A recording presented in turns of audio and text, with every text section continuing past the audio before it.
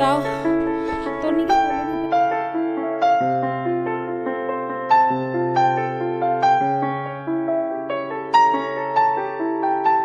আগের ভিডিও তোমাদের সাথে শেয়ার করেছিলাম যে আমরা আর্লি মর্নিংয়ে যাব আর সানরাইজ দেখব। তো আমরা যে হোমস্টেতে আছি ওখান থেকে বলা হয়েছিল আর্লি মর্নিংয়ে বেরিয়ে যেতে হবে, তবে সেই সুন্দর দৃশ্যটা দেখা যাবে। তো রাজেশ আর আমি বেরিয়েছি, আর কেউ আসেনি, ভীষণই ভয় পাচ্ছিল। তারপরে যখন আমরা ওয়েস্ট পয়েন্টে এলাম, এসে দেখলাম আমাদের আগে অলরেডি বেশ কিছুজন এসে রয়েছে। তো আমরা এসে অন্ধকার আকাশের মধ্যে আমরা দেখতে পেলাম একটা রেড কালারের কেউ কালার পেন্সিল দিয়ে লাইন টেনেছে, তারপরে তার উপরে কেউ একটা অরেঞ্জ কালার লাইন টানলো, তার উপরে একটা ইয়েলো কালারের কালার পেন্সিল দিয়ে টানলো। এইসব আমরা দেখছি, আর কাঞ্চনজঙ্ঘা হালকা হালকাভাবে বোঝা যাচ্ছে। চটকপুর মূলত কিন্তু পাখি দেখার জন্য বিখ্যাত। এখানে বিভিন্ন ধরনের দেশি বিদেশি পাখি আসে পাখি প্রেমীদের আকর্ষণ করার জন্য। আর এই যে আমরা চটকপুর গ্রামটায় রয়েছি, এই গ্রামটা জাস্ট মানে অসাধারণ সুন্দর, কারণ চারিদিকে উঁচু উঁচু সবুজ সবুজ পাহাড়। আর এই যে ওয়াচ পয়েন্টটা আছে, এখান থেকে কিন্তু ট্রেকিং করে যারা, তাদের সেই যে রুটটা, ট্রেকিং রুট, বন্য পথ, যেটা খুব ভালোভাবে না এখান থেকে বোঝা যায়। আর এই যে আমরা পাহাড়টায় রয়েছি, সেটা সমুদ্র পৃষ্ঠ থেকে প্রায় 78 ফুট উঁচু। এখানে তুষারপাতও হয় কিন্তু মাঝে মাঝে। আর আমরা সকলে এখানে ওয়েট করছি, কেউ নিচে, কেউ ওয়াচ পয়েন্টের ওপরে ওয়েট করছি একটা বিশেষ মুহূর্তের জন্য। সেটা আমার এখনো পর্যন্ত জানা নেই যে কোন মুহূর্ত। এটা হলো সেই মুহূর্ত যেটা আমার মন কেড়ে নিয়েছে, আমি সারা জীবন মনে রাখবো। কাঞ্চনজঙ্ঘার সাথে সূর্যোদয়ের এই যে অপরূপ দৃশ্য, সেটা আমার ভীষণভাবে আমার মনটা কেড়ে নিয়েছে। একটা ছোট্ট লাল টিপ, ওই যে লাইনগুলো ছিল তার উপরে একটা ছোট্ট লাল টিপ দেখা গেল প্রথমে, আস্তে আস্তে সেটা বড় হচ্ছে। লাল টিপটা আস্তে আস্তে হয় না, সেই ডিমের কুসুম থেকে আরেকটু বড়, যত এদিকে সূর্যটা বড় হচ্ছে তত এইদিকে কাঞ্চনজঙ্ঘা আস্তে আস্তে গোল্ডেন কালার হচ্ছে। প্রথমে পায়ে পড়েছে, তারপরে যে না আমরা যেটা বুঝতে পারি, বুদ্ধ স্লিপিং বুদ্ধ যে শুয়ে রয়েছে, যেটাকে পা বোঝাচ্ছে, যেটাকে বুকের ওপর হাত দিয়ে আছে, মাথাটা আস্তে আস্তে সবগুলো গোল্ডেন কালার হচ্ছে।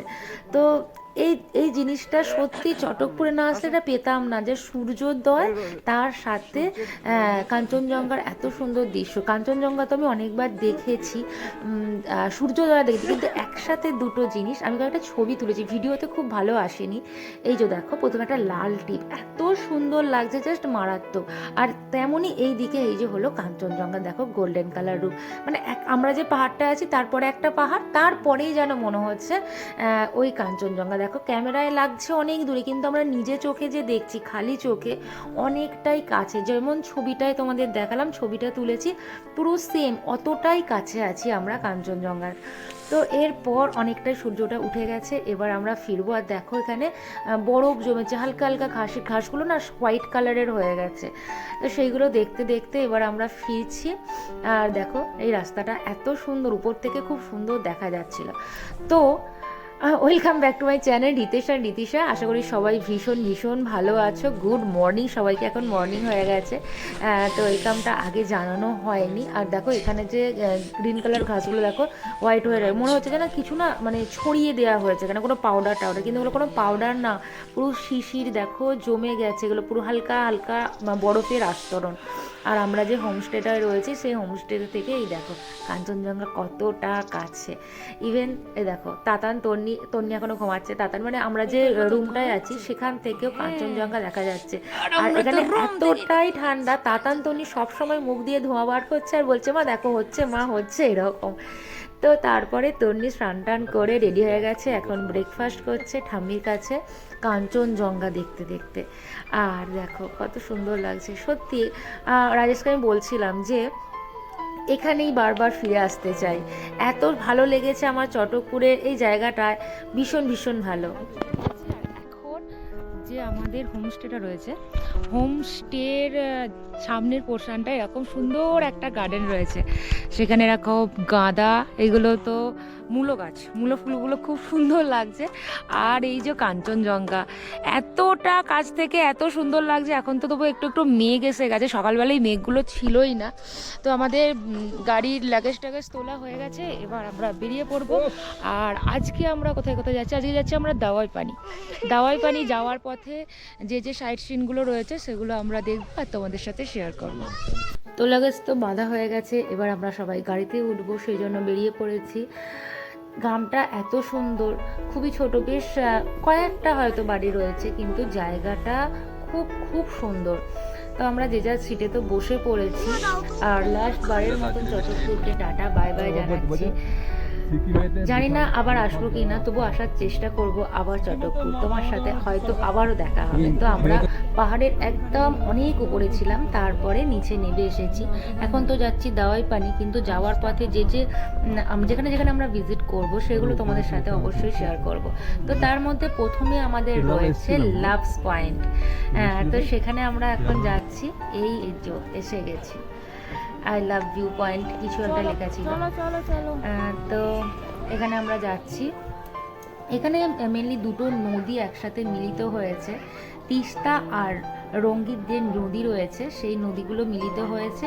আর এই পাহাড়ের এক সাইডে, এই দিকের সাইডটা, বাঁ দিকের সাইডটা রয়েছে সিকিম, ওই দিকে রয়েছে কালিম্পং, আর আমরা তো রয়েছি দার্জিলিং। তো দুটো নদী এখানে মিলিত হয়েছে, ভীষণই ভালো। কিন্তু এখানে বেশিক্ষণ আমরা থাকতে পারলাম না, তার কারণ হলো এখানে বাঁদর রয়েছে। তো সেই বাঁদরগুলো কোন্দর কারাকারি ভীষণই করছিল, সবাই ভয় পাচ্ছিল ওদেরকে দেখে। তো আমরা সেই জন্য এখান থেকে তাড়াতাড়ি বেরিয়ে গেলাম।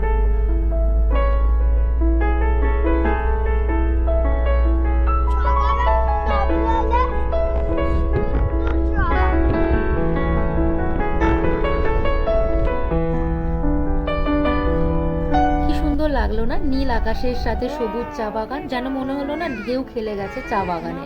তাতান তন্নি আর রূপ এখন খাচ্ছে ম্যাগি, আমরা চা নিয়েছি। আর দূরে যে দেখো একটা রূপালি রঙের সুতো দেখা যাচ্ছে, যেন মনে হচ্ছে ওটা তিস্তা নদী। তো আর আমরা তো এখন এসেছি তাকদা টি গার্ডেন। এখানে এসে আমরা একটু রেস্ট নিচ্ছি। আর তন্নির কেন যে মুডটা খারাপ জানি না, তারপর টি গার্ডেনে গিয়ে ওর মুড একদম ঠিক হয়ে গেছে, আর আসছিলই না, ওকে ধরে বেঁধে তুলে নিয়ে আসতে হচ্ছে, এতটাই মুড একদম ঠিক হয়ে গেছে। আর এত সুন্দর সৌন্দর্য দেখে কারিবার যেতে ইচ্ছা করে, ছোট বড় সবাই চাইছে আরও একবার ঘুরে নিই চা বাগানে। এত সুন্দর চারিদিকটা একটু ভালোভাবে দেখে।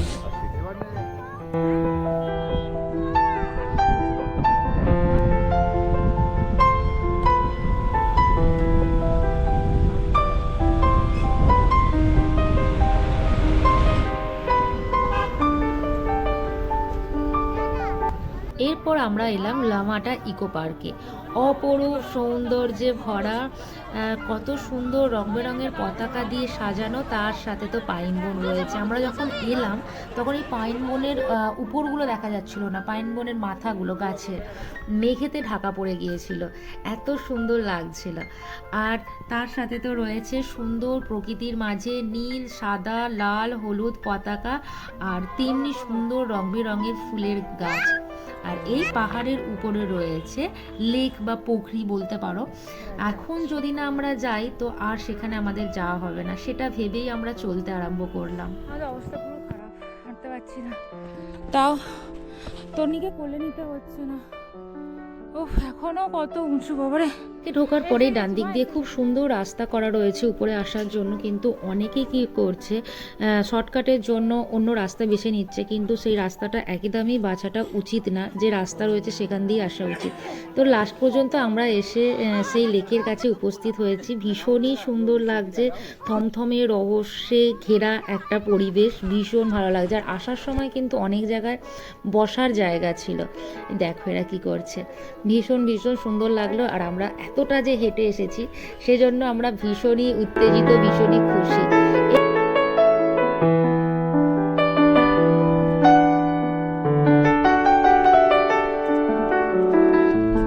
এরপর আমরা এখান থেকে বেরিয়ে যাব, এবারে আর কোথাও না, একেবারে দাওয়াই পানি, কারণ দাওয়াই পানি এখান থেকে অনেকটাই দূর। যেতে যেতে পুরো সন্ধে, আর আমরা যখন নামলাম এখানে না লাইট ছিল না। লাইট যখন আমরা হোমস্টের মধ্যে এলাম তো এখানে লাইটটা ছিল। এরকম সকলেরই বড় বড় রুম, তার মধ্যে দিয়ে দিয়েছে দুটো করে বেড। এই হোমস্টেটা নতুন আর সাজিয়েছে কিন্তু খুব সুন্দর। আর দেখো এখানটা পুরো সেই যেরকম দেখি না উপরের তারা সব নিচে নেমে এসেছে সেই রকম। এবার আমরা যাচ্ছি লাঞ্চ করতে সন্ধ্যাবেলা, কারণ এখানে তো আমরা সন্ধ্যাবেলাই এলাম। এখন আমরা লাঞ্চ পর্ব সারবো। লাঞ্চ পর্ব সেরে এরপরে আছে আমাদের পকোড়া, মোমো, তারপরে আছে ডিনার।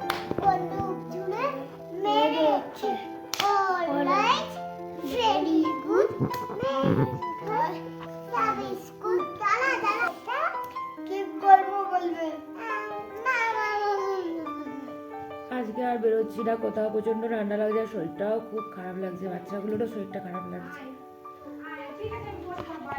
তো আজকে আর আমরা মোমো, পকোড়া, ডিনার কিছুই করছি না। ভিডিওটা এখানেই শেষ করছি। কেমন লাগলো প্লিজ কমেন্ট করে জানিও, ভালো লাগলে লাইক করো। আর যারা যারা এখনও আমার চ্যানেলটা সাবস্ক্রাইব করোনি প্লিজ আমার চ্যানেলটা সাবস্ক্রাইব করে দিও। সবাইকে গুড নাইট।